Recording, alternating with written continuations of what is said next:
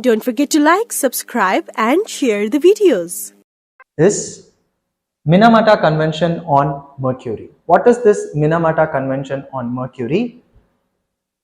Why is it in the news? All those details we must have to understand. We'll be studying in detail about mercury as a metal, or it is both a metal and non-metal. Okay, such distinctions are there for mercury. Okay, we'll understand all those. Minamata Convention.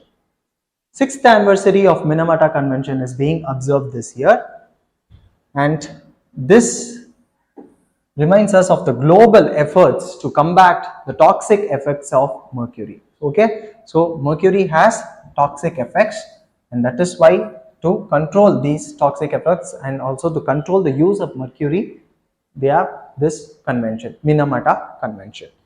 So on this occasion, United Nations Environment Program reflects on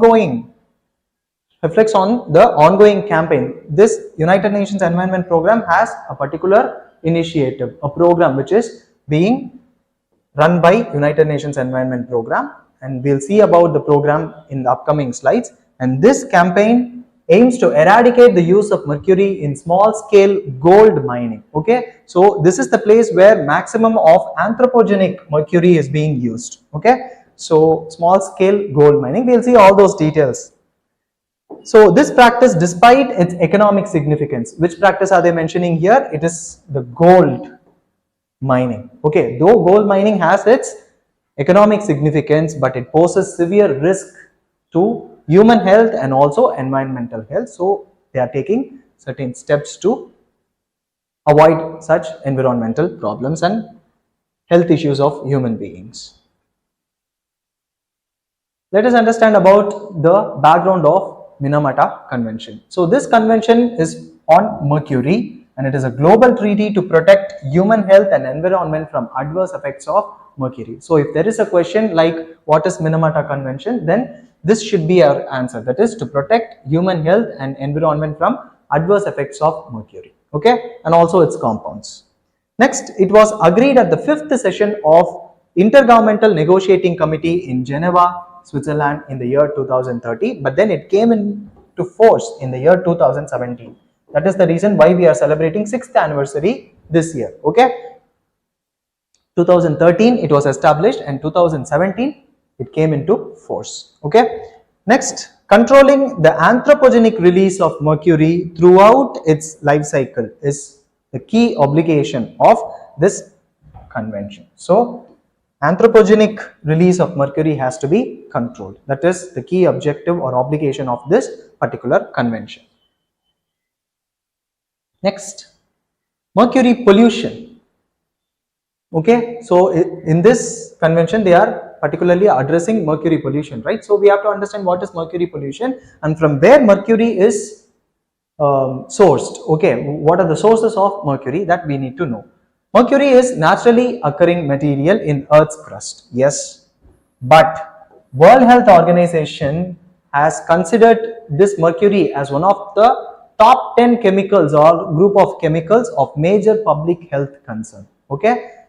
Next, what are the sources of mercury pollution? There are natural sources like volcanic eruption and erosion of rocks. Okay, so when there is volcanic eruption, there will be release of small amounts of mercury, and also when there is erosion of rocks and soil, it can release mercury into water bodies. Okay, so these are the natural things, natural sources. But then there are multiple anthropogenic sources, that is human-made, man-made sources.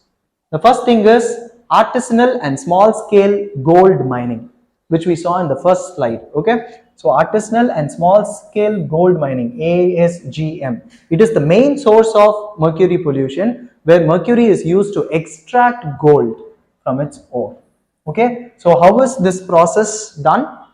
Mercury will be used to extract gold particles from ore, and there will be amalgams created. What are amalgams? Amalgams are like mixtures, blends. Okay, so amalgams will be created, and later when it is heated, this mercury will be evaporated and then the gold will be left behind.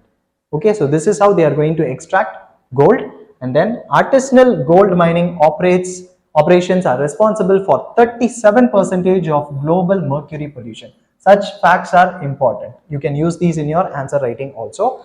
Next, industrial processes. Not only artisanal, small scale and gold mining, there are other industrial processes like chlorine production, cement manufacturing, waste incineration where mercury is emitted, and particularly cement industry is responsible for around 11% of global anthropogenic mercury release. And then there are waste disposals. We all know that fluorescent bulbs and batteries will be having mercury as one of its components in it, and when these electronic waste are disposed of in landfills or in some other water bodies, then it may lead to contamination and there will be leaching of this mercury into the environment. So these are the anthropogenic sources of mercury. Next is, what are all the associated impacts? When there is mercury pollution, there will be impact of mercury pollution, right? What are the associated impacts of mercury pollution? First thing is, there is a process called biomagnification. What is biomagnification? We need to understand. See here, there is a particular chemical called methyl mercury. So this methyl mercury accumulates in aquatic organisms like fish. Okay, and when we people come in contact with mercury, this methyl mercury, by consuming these fishes which are already infected or which are already high in these toxins, methyl mercury. Say for example, these are the food sources that we have. We humans have food sources like plants, fishes or any other animals like this.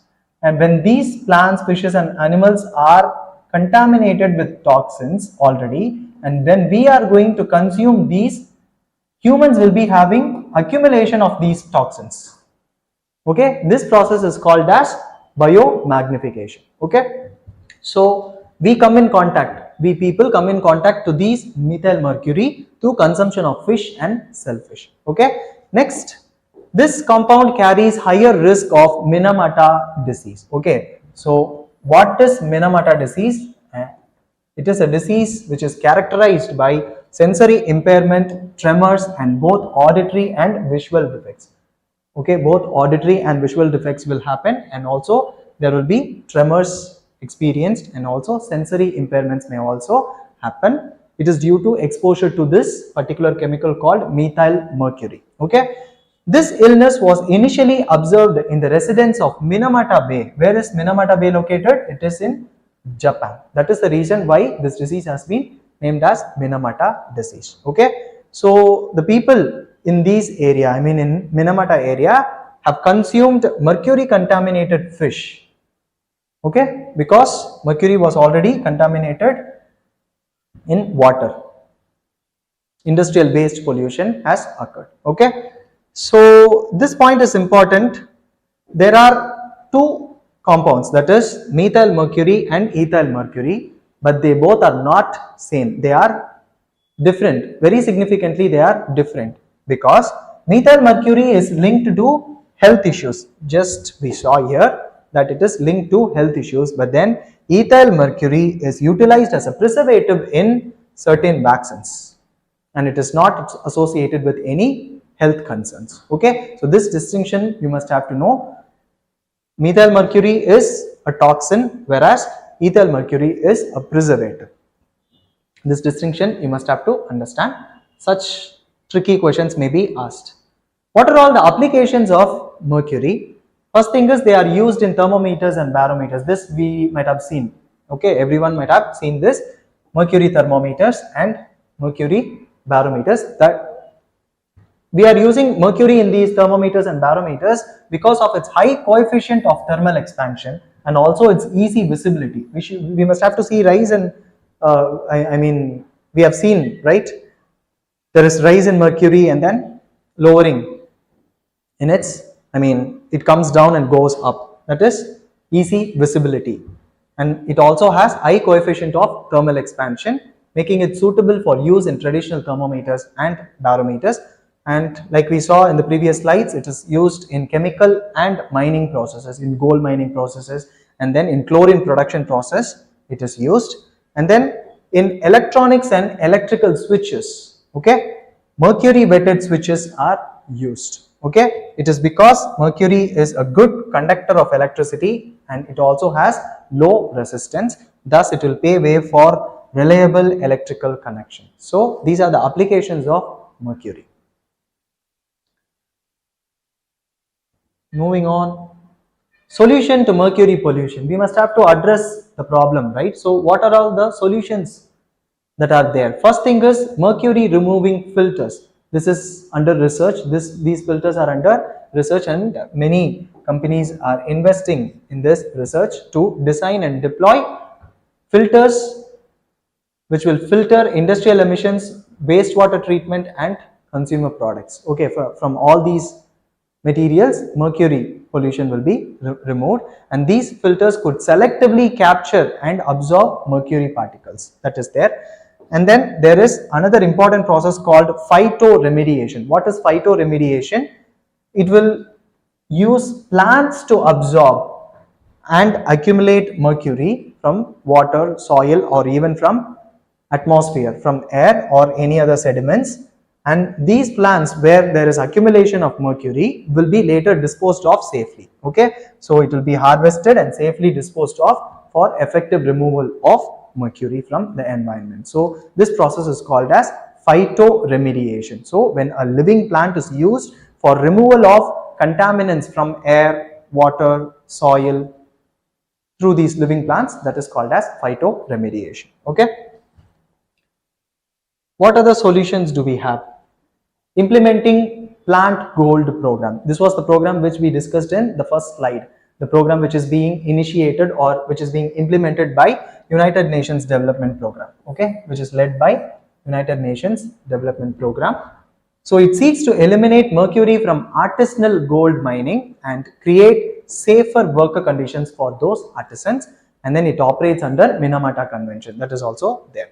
Next, this program, this Planet Gold program, is being funded by Global Environmental Facility. In one of our sessions, I have talked in detail about this Global Environment Facility. You can have a look at it. And then this program, I mean the Planet Gold program, provides financial and technical support to help miners transition away from mercury use. So miners have to transition away from mercury use and adopt any other technologies for extracting gold.